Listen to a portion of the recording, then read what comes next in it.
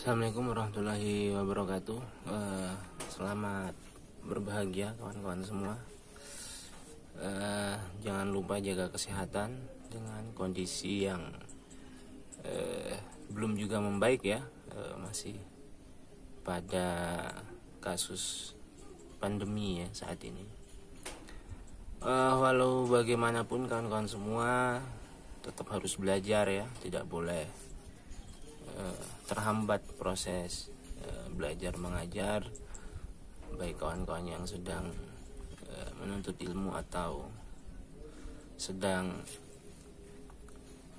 berpendidikan lah. Kawan-kawan semua, tempo hari saya sudah bahas terkait materi saya, yaitu tekstologi ya. Jadi setelah awal kemarin dari atas ya, saya katakan dari atas terus ke bawah, kita akan jelaskan sampai ke bawah, ke dasar.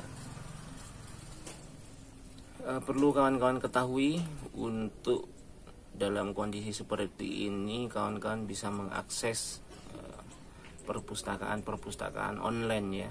Jadi beberapa perpustakaan daerah di Indonesia ini sudah online. Jadi kawan-kawan bisa memanfaatkan itu untuk kebutuhan belajar. Kemudian kawan-kawan juga bisa memanfaatkan media-media digital ya, seperti buku-buku yang sudah di di online kan ya, atau di PDF kan sekarang. Kemudian kawan-kawan juga bisa mengakses jurnal-jurnal penelitian. Jadi sudah mudah sekarang untuk belajar, tidak lagi menjadi hambatan dengan status pandemi seperti sekarang ini. Baiklah, kita masuk ke tahap namanya di dalam filologi itu adalah cara kerja ya. Cara kerja ini terkait dengan metode. Jadi kalau kawan-kawan sudah menemukan naskah, nah ini sekali lagi saya berharap kawan-kawan mampu ya, mau dan dapat mencari naskah begitu. Ini kembali lagi ke pengalaman ya, ke pengalaman teman-teman semua, akan kembali lagi ke sepak terjang kawan-kawan begitu. Sepak terjang teman-teman semua di dalam mempelajari ilmu filologi. Setidaknya kawan-kawan harus praktek dan mencoba ya, mencari tahu atau mencari naskah begitu yang masih tersebar di masyarakat. Saya berharap kawan-kawan mau mencoba, mau turun ke masyarakat, mau turun ke lapangan untuk mencari naskah. Silahkan belajar di lapangan. Sekali lagi saya ulangi, gimana sih cara mendapatkan naskah? Cara mendapatkan naskah itu adalah melihat gejala yang ada di masyarakat. Gejala-gejala sosial bisa digunakan, gejala-gejala budaya yang berkembang bisa digunakan. Maksudnya adalah kawan-kawan bisa mendeteksi dalam satu daerah itu ada naskah atau tidak. Mudah, tidak sulit. Asalkan mau, kuncinya adalah mau. Pertama, kawan-kawan pastikan di daerah itu ada adat istiadat yang berlaku. Atau di daerah situ ada orang adatnya. Biasanya di satu daerah itu terdapat kaum adat ya. Nah itu bisa dicurigai ada naskah. Kemudian di daerah itu semisal daerah pesisir ya. Daerah pesisir ini biasanya adalah dahulu ya, zaman dahulu adalah area pertemuannya antara pendatang dan penduduk lokal. Artinya di situ ada transaksi sosial di sana. Ada transaksi ekonomi di sana. Jadi kemungkinan besar daerah-daerah itu ada naskahnya begitu. Itu gejala yang ada di masyarakat. Kemudian ada pesantren-pesantren tua misalkan di dekat daerah teman-teman semua. Nah ini bisa jadi di pesantren tua itu ada tradisi tulis menulis ya, bisa jadi. Nah jadi bisa dipatut dicurigai di daerah itu juga ada naskahnya. Selain pesantren tua, selain daerah adat, kawan-kawan juga bisa ke misalkan karesidenan atau kesultanan, atau di tempat teman-teman ada kerajaan-kerajaan dahulu begitu yang sekarang menjadi cagar budaya begitu. Itu juga bisa ditelusuri di sana.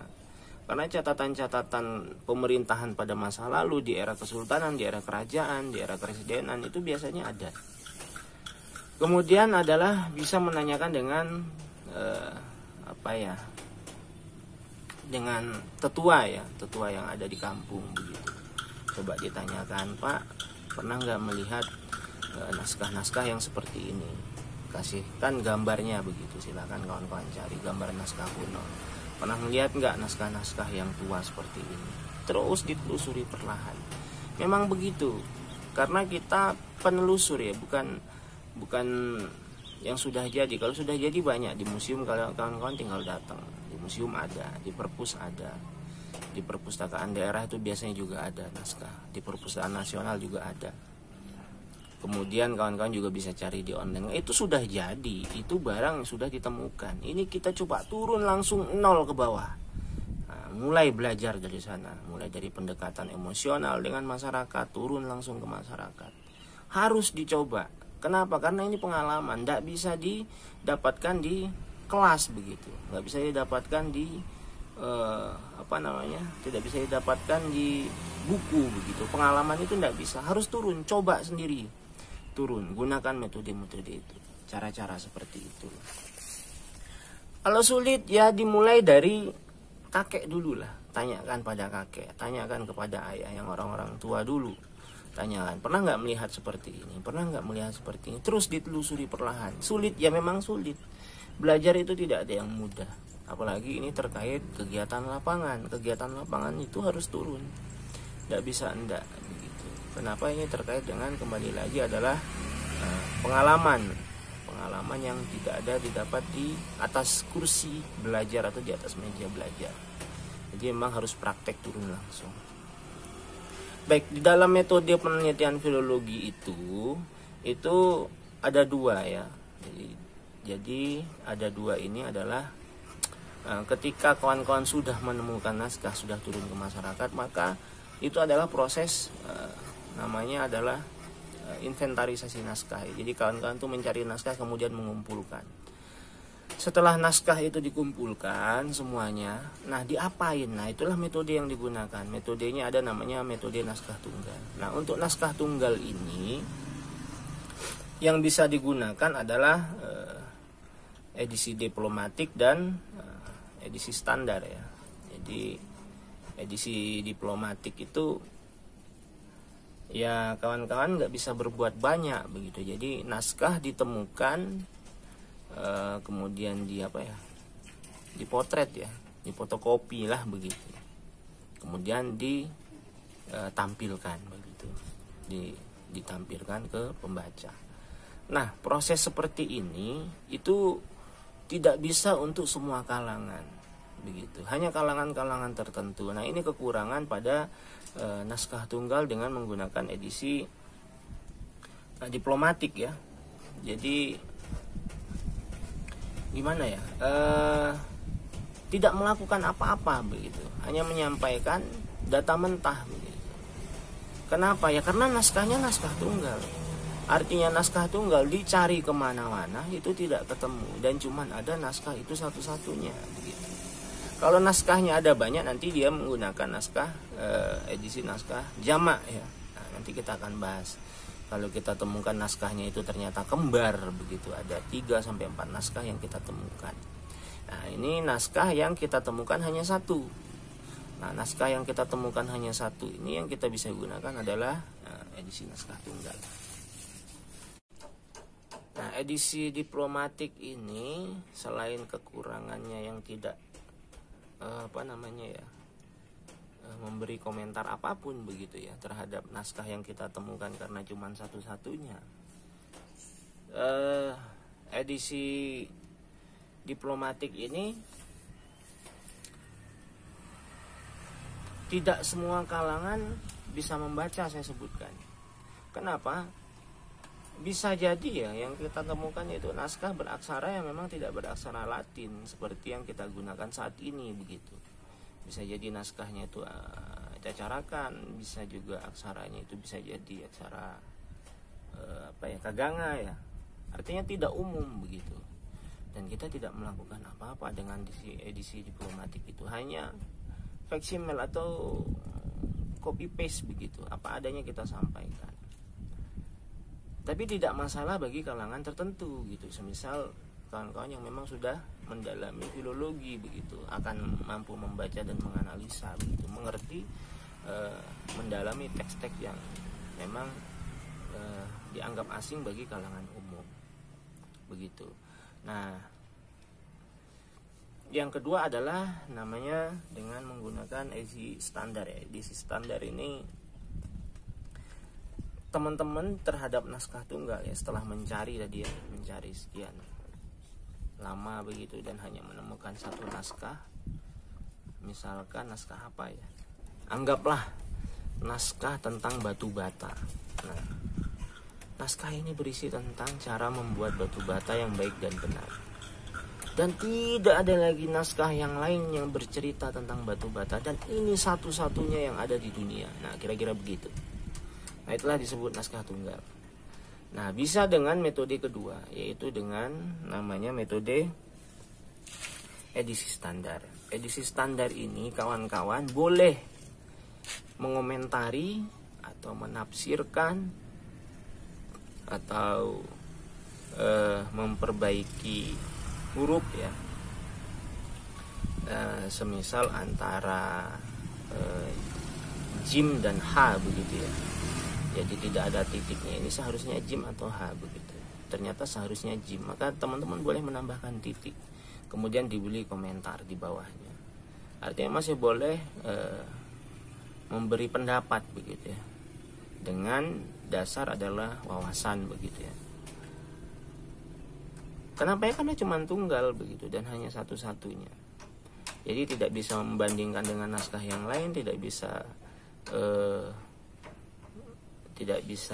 membandingkan dengan naskah sejenis atau yang seperiode begitu, tidak bisa, karena itu cuma satu-satunya naskah. Nah, ini terkait dengan edisi standar. Kemudian yang kedua, selanjutnya yang ketiga itu adalah naskah jamak ya. Tadi kita bercerita tentang naskah tunggal.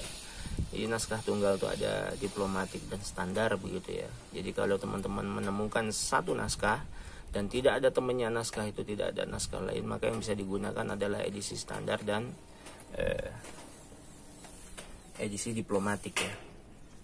Kemudian kalau misalkan kita menemukan banyak naskah begitu ya, semisal naskah bab wudu, saya katakan bab wudu terus ya, nggak masalah lah, itu yang paling mudah dipahami. Jadi semisal ada naskah bab wudu, kemudian ditemukan juga di daerah lain ada juga naskah bab toharoh, kemudian ada lagi di tempat lain ditemukan bab bersuci dan seterusnya, yang ceritanya adalah di dalam tentang berwudu. Nah, artinya ini kita menemukan banyak naskah yang sama. Nah, menemukan naskah banyak yang sama ini, maka kita gunakan adalah naskah jamak. Jadi kita nggak bisa gunakan naskah tunggal, kita harus gunakan naskah jamak. Karena kita temukan banyak naskah begitu, dan tidak bisa kita mengada-ngada cuman mendapatkan satu naskah begitu di dalam penelitian. Jadi tetap kita gunakan naskah jamak. Kemudian untuk naskah jamak itu ada namanya metode intuitif ya. Jadi metode intuitif ini adalah satu metode yang ada di dalam penelitian filologi. Nah, metode intuitif ini bagaimana cara kerjanya? Cara kerjanya adalah menjadikan naskah lain itu sebagai sumber ya, sebagai penjelas begitu. Jadi diambillah dari naskah-naskah yang lain. Nah, ya, berdasarkan intuitif atau intuisi si peneliti begitu, dengan mengandalkan logika lah ya, logik begitu, logikanya si peneliti itu sendiri, tapi dibantu dengan naskah yang lain begitu. Nah, ini untuk metode intuitif. Kemudian ada lagi dengan metode stema. Nah, metode stema ini seperti apa? Kan tadi kan sudah ditemukan banyak naskah. Jadi semisal ada 10 naskah tentang berwudu begitu. Di antara naskah yang ditemukan misalkan ada bab sholat begitu, ada yang memang membahas bab wudu, atau memang campur-campur lah isinya, tapi semuanya membahas tentang bab wudu. Nah, Kemudian gunanya stema ini adalah menentukan sebenarnya di antara naskah-naskah yang kita kumpulkan, yang kita bahas ini, yang lebih dulu dilahirkan yang mana begitu, yang lebih dulu dibuat itu yang mana. Nah, dengan metode stema ini kita bisa menentukan begitu. Bisa menentukan manakah naskah yang lebih tua, mana yang menjadi induknya begitu. Mana yang pertama ditulis, mana keturunannya. Sebenarnya anggaplah kita anggap A B C D E F G ya, A B C D E F G. Nah, A ini dilahirkan yang pertama, kemudian menurunkan B dan C, begitu ya. Lahirnya naskah A karena ada gurunya, kemudian turunlah B dan C, lahirlah dari muridnya.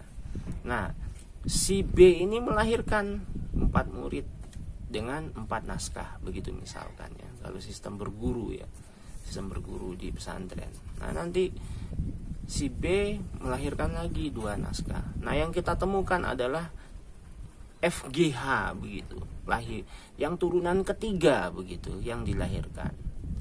Nah, 10 ini adalah turunan yang mana begitu. Nah, ini bisa dibahas dengan metode stema. Metode gabungan ya. Jadi metode gabungan ini semisal kita temukan naskah, kita kasih nama. Kalau kita nemukan naskah itu kan nggak jelas ya, kadang ada covernya, kadang enggak. Jadi tahu-tahu sudah sudah isinya aja gitu. Jadi nggak semua naskah yang kita temukan tuh utuh. Maka sementara dalam proses penelitian, maka naskahnya harus dikasih nama A, B, C, D gitu misalkan, agar tidak keliru begitu.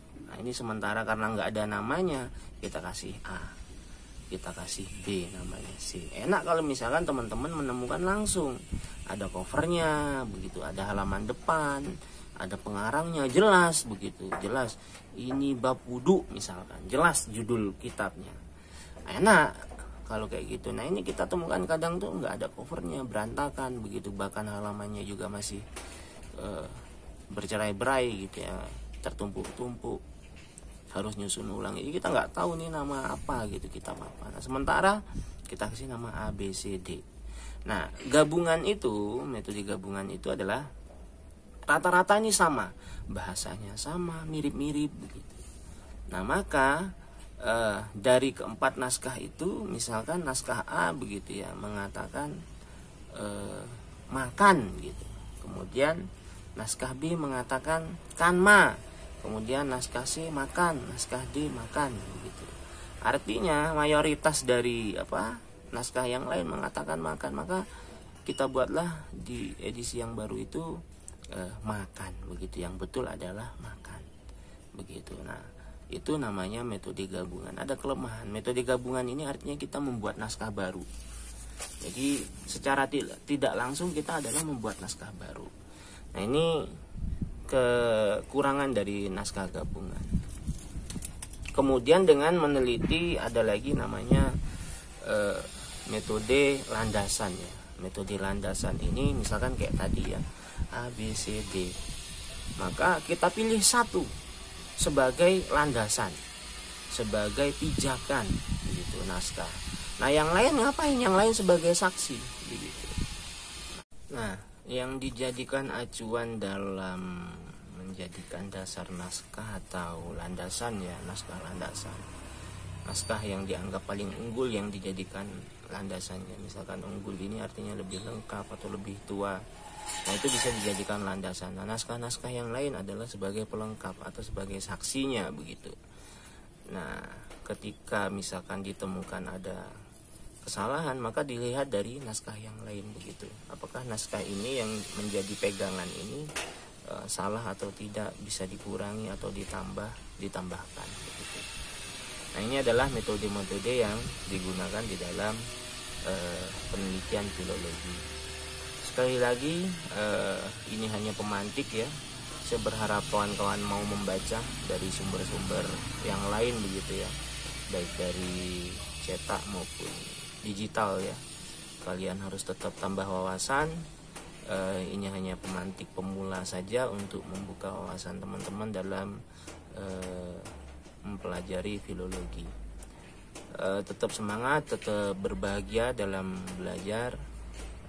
Jangan berhenti ya, jangan berhenti, jangan stuck dengan kondisi yang seperti ini, tetap semangat. Terakhir, assalamualaikum warahmatullahi wabarakatuh.